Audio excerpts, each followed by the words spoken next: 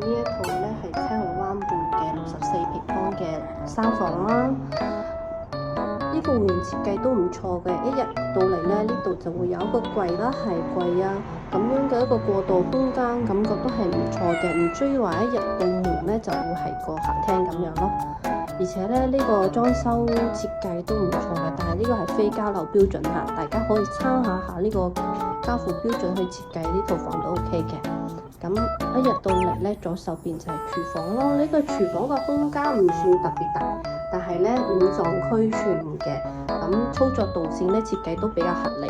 咁呢度咧係一個櫃嚟嘅，咁可以考慮將雪櫃放喺呢個位置咯。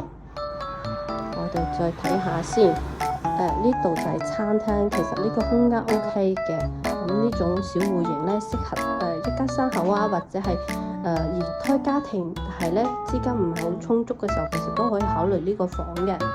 咁呢度嘅淨數面積都 OK 嘅。呢度係陽台，依家係做咗封窗處理嘅。其實佢呢度咧都係淨數面積比較多嘅，因為佢係到呢個位置，呢度整個空間都係淨數個面積。我哋再睇下其他位置啊。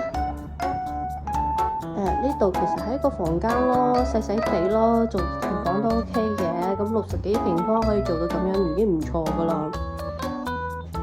呢邊係洗手間，呢個洗手間嘅空間咁都 OK 嘅，做嘅係乾濕分離嘅設計。呢個房間其實就係比較大噶啦，我哋睇下呢個房間先。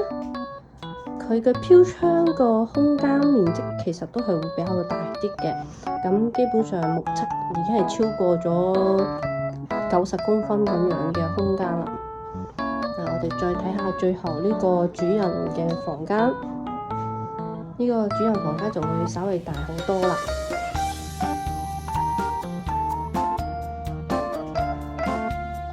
好啦，全部都睇晒啦，有需要嘅可以聯繫我到現場實地去睇下咯。